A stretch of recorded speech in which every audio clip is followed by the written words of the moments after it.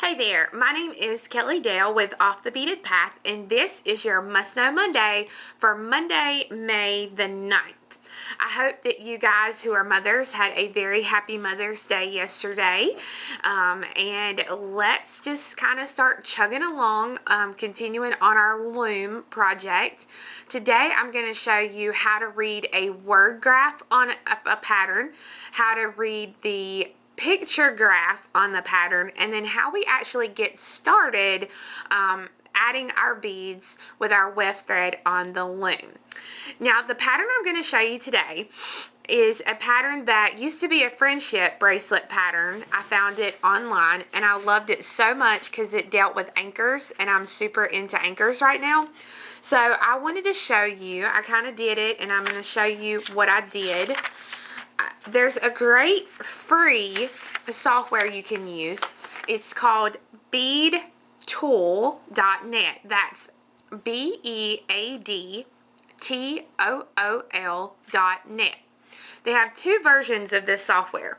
The first version is a free version.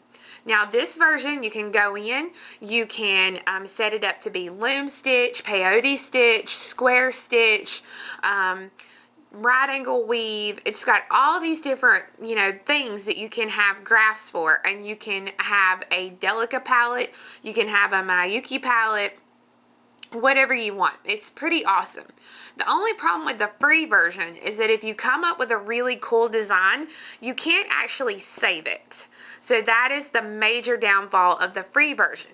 Now they have a paid version also, which is the one that I use, and it allows you to be able to save all of your creations, and it's really, really great because it can put it into PDF format and allow you to be able to have a written word chart and graph to go by.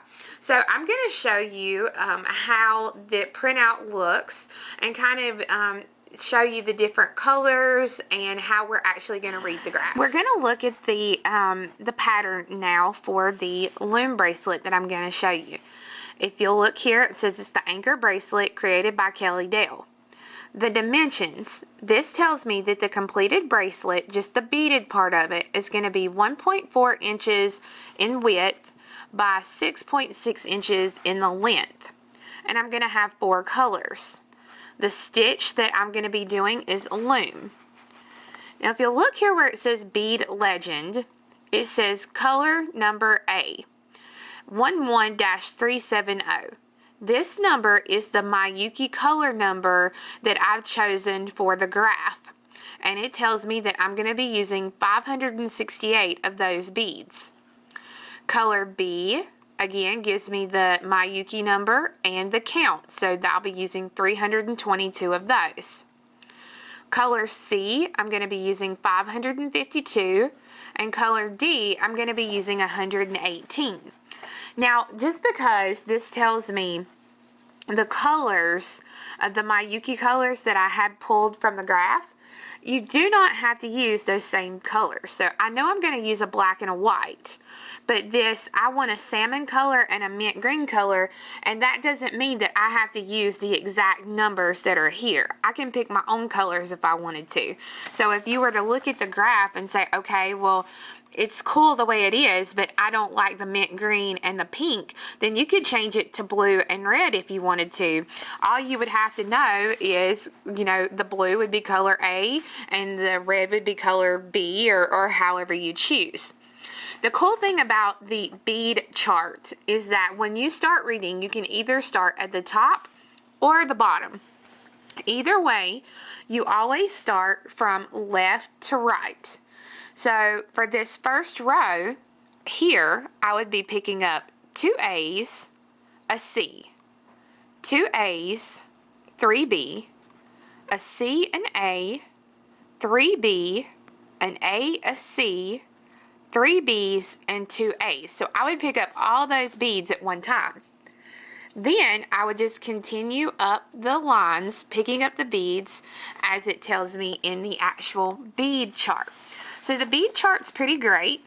The only thing I don't like about the bead chart is as you work, you actually kind of have to mark off your rows, and you have to really pay attention, and it takes time to make sure you're getting the right beads picked up. The really great thing about the Loom patterns is that normally they come with a bead chart and a word chart. So with this one, as you can see, row 1 starts out and there's an L in parentheses, and that means we're starting from left to right. The number in parentheses is the number of beads you're actually going to pick up. The letter tells us which color. So on this row, row 1, I would pick up 2A, 1C, 2A, 3B, 1C, 1A, 3B, 1A, 1C, 3B, and 2A. So I would actually pick up all those colors right there.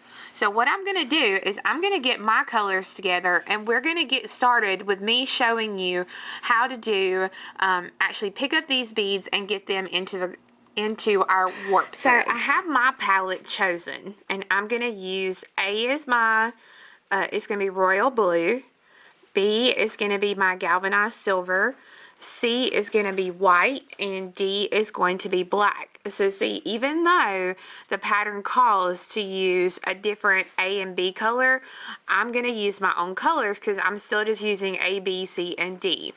And I've gone ahead and per the word chart, I have picked up the beads from row 1.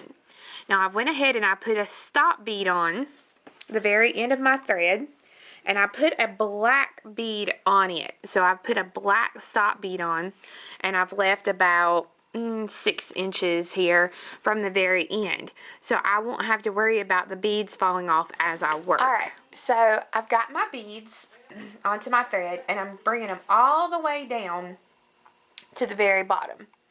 Now I do mine a little, I set mine up a little bit different from everybody else, but it's just because I've figured out this is the best way for me to do it. So the first thing I'm going to do is your bead, every single bead you add, there has to be a thread before it and a thread after it. So I go ahead and get that first bead in place, and then I'm going to go ahead and stick my needle through. The big thing you need to know about loom work when you're adding your beads is you add your beads under. So I'm going to get that bead in there, and then when I go back through the bead, I'm going to make sure that my needles go over the threads. So it's not below it, it's over. And I'm going to go ahead and I'm going to pull the thread so that one bead is in place and it's locked. Now I'm going to worry about the next thread. So I'm going to slide those threads over there. And as you can see, actually doing that, the next couple of beads popped into place. So I'm going to take the needle and I'm going to go through the next couple of beads that I've got locked into place. Some things try and tell you to go through all your beads at one time. And I just can't do it. There's no possible way. I like to lock in a few beads at a time, make sure they're where they need to be, because there's many a times that I've tried to go through all the beads at one time, only to get all the way to the end and realize that I forgot a thread, or I've skipped a thread.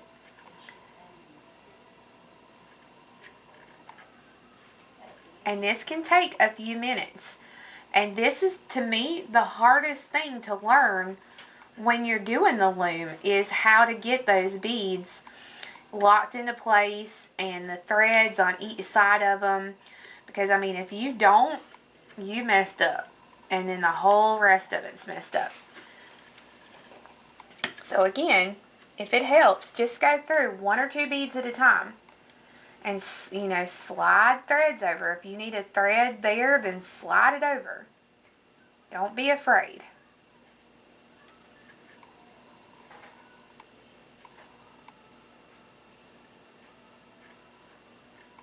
This is a very meticulous little job, this first row, so don't get discouraged.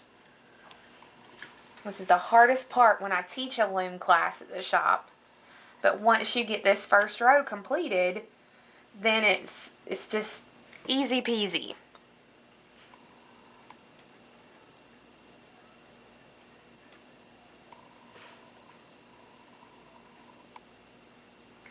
So I'm going to continue to work and make sure that each of those threads is between my beads. And then I'm going to come back and show you after this first row how easy it is to do the second row. So just take your time and you won't have any problems with this first row. Now I've gotten to the end of my row and I'm ready to add my next row. So I've picked up the beads per the word chart, and all I have to do at this point, the really cool thing about this, let me get that little stop bead away. All you have to do at this point is just take your finger and press the beads, and they roll right in there where they're supposed to be. So now you just have to go through the beads, making sure that you're going over the warp threads. If you don't go over the warp threads, you're going to be able to tell that you've done something wrong. So make sure that you go over those threads. Because when you take it off, if you've not gone over the thread, what's going to happen is your bead isn't going to fall off, but you're going to have a place where you can see where that thread was not gone over. You'll be able to tell it. Maybe other people won't be able to tell it, but if they look closely, they may be able to see it. So see, on this row, you're able to go through every bead at the same time and then just pull it on through. And you're just going to continue pulling your beads and getting it wrapped around everything like I do. That's suggested, totally suggested. But you're just going to keep pulling it. And when you pull, make sure you press the row all the way down. Everything has to be very close to the bar. And all you do is you're just going to keep picking up your beads according to your word chart until you fill up the whole thing. Now when you fill it up, you want to go all the way as close as you can get to that bar. So I hope you guys learned today how to read the word chart, how to read the word graph, or the graph, excuse me, not a word graph, and then how to actually get the start on the loom. Depending on what kind of beads you use, this can take you anywhere from, like a couple of hours all the way up to 5, 6, 7, 8 hours, depending upon the pattern and the size bead that you use. So go ahead and continue start playing around with your loom, start trying a pattern, and then next week come back when I'm going to show you how to actually take it off the loom and finish off the ends.